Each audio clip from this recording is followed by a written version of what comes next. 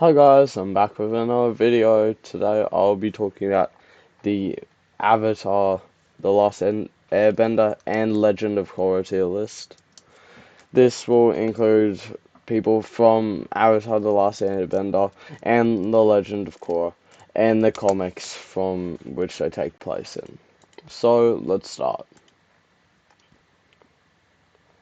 Let's start off with a low tier, guys. Well, let's start off with hard to scout here, which will be Upper.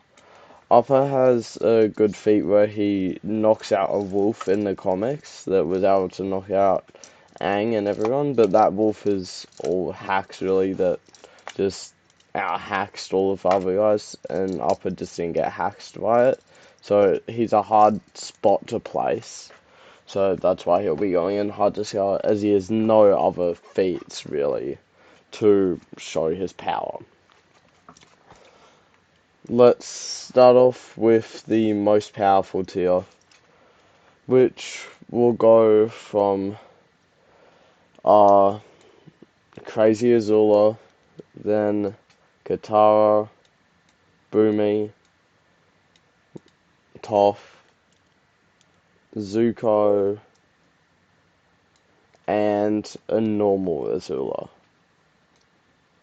Alright, so Crazy Azula gets beaten by Katara, where they're basically drawing, but Katara does have the advantage in the end.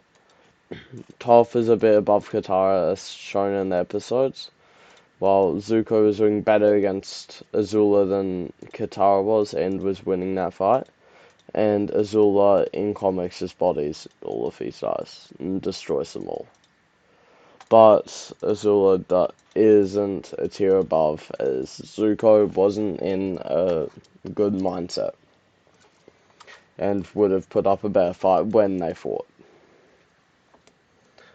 Next we're going to go with the Grandmaster tier, which in last place will have Ozai, followed by Iroh, Monk Gyatso, Korra, Kuvira, Prime Toph, Zahir, and then Tenzin. Where's Zahir? Zahir, Tenzin, and then it will go Aang as a kid, Aang as an adult, Yang Chen, and General Old Iron.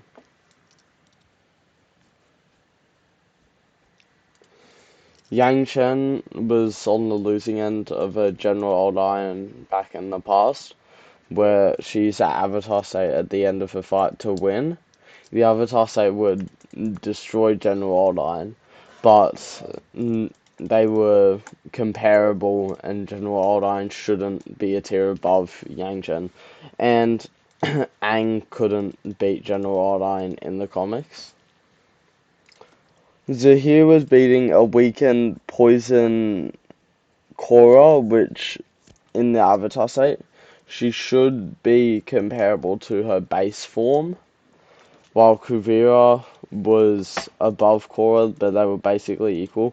And Toph is the greatest greatest earthbender that they know of, and they view her as the most powerful earthbender as well in the Avatar universe.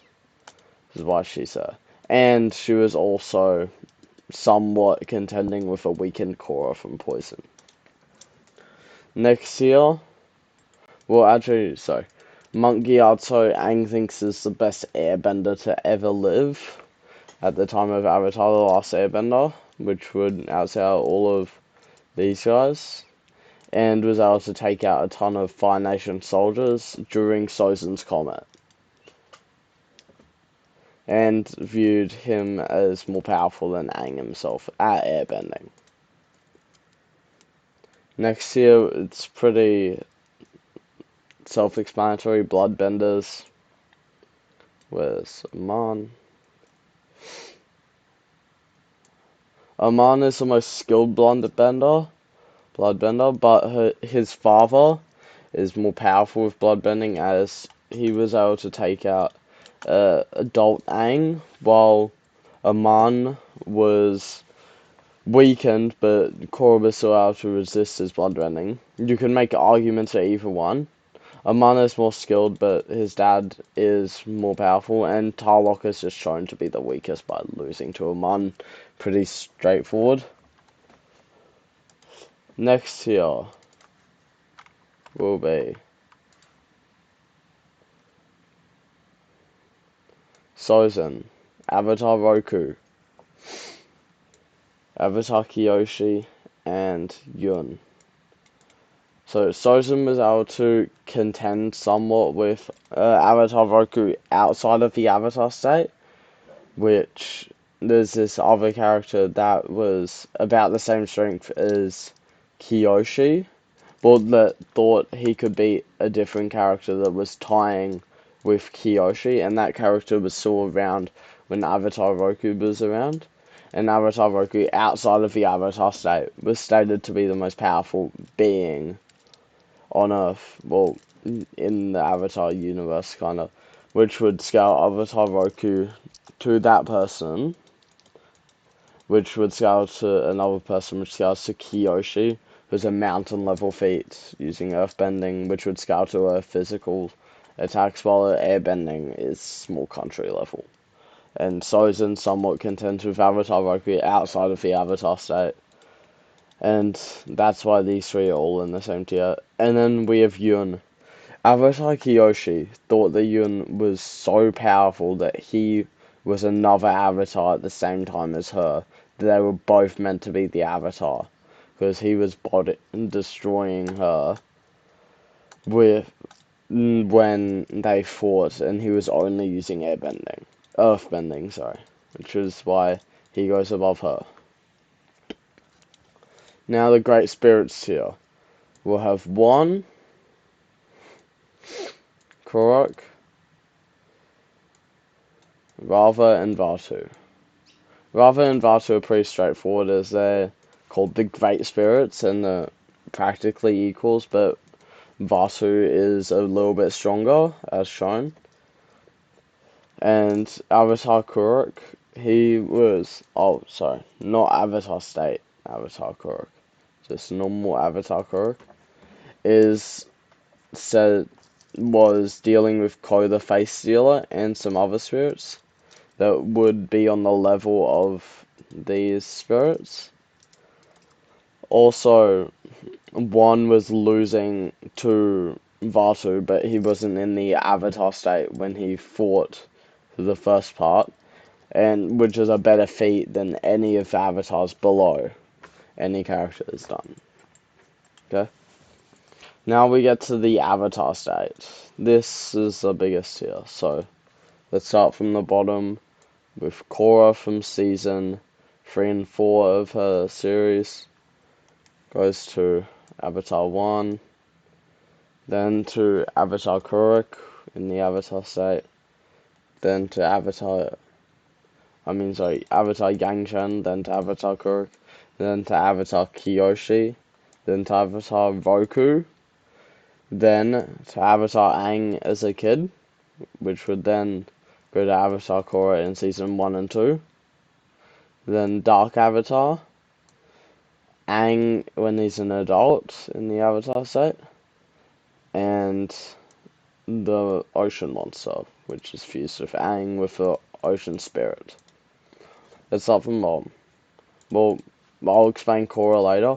There's a statement saying that each Avatar state gets more powerful with each Avatar reincarnation, which would just make it so as that one's the weakest, as he is the first Avatar, which would then go Yang Chen next earliest, then Kuruk.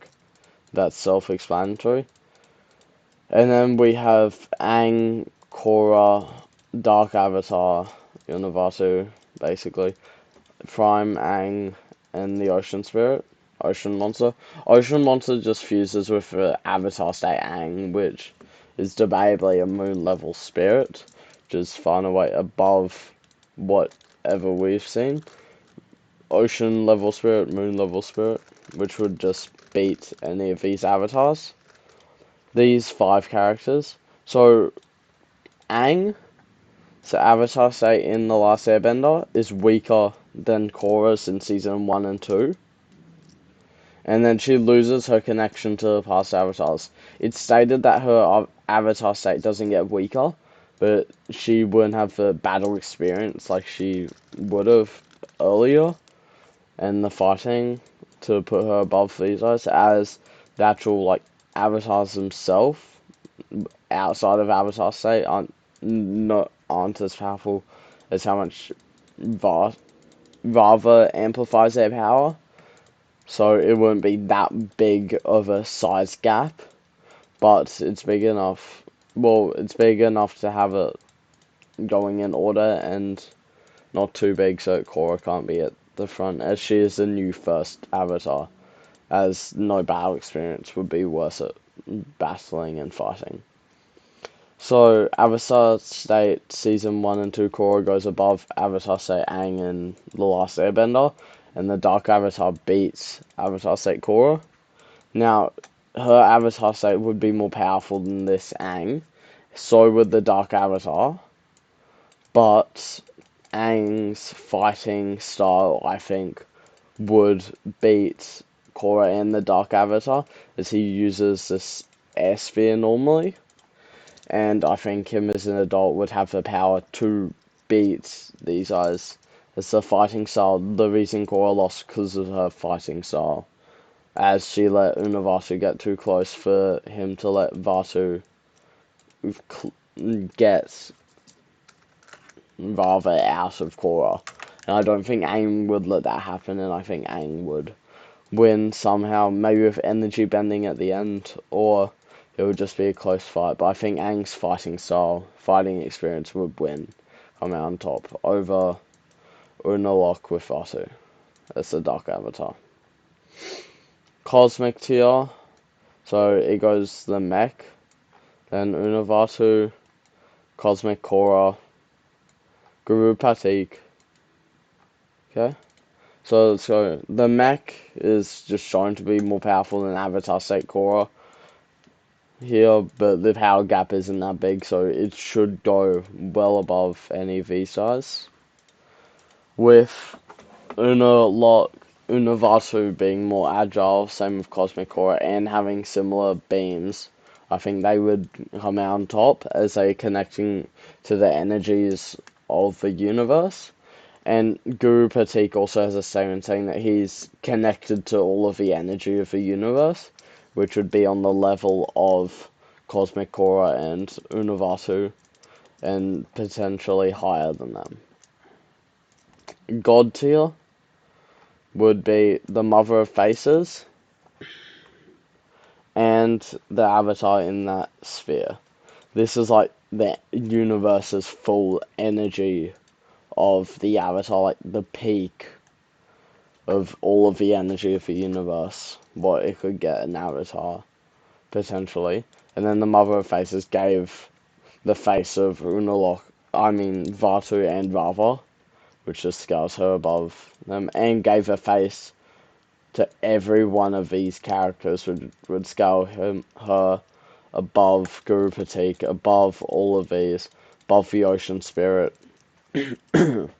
So, yeah, that is my Avatar The Last Airbender and Legend of Korra tier list, based off of power. Thank you for watching, and like, share, subscribe, and I'll see you in the next one. Bye.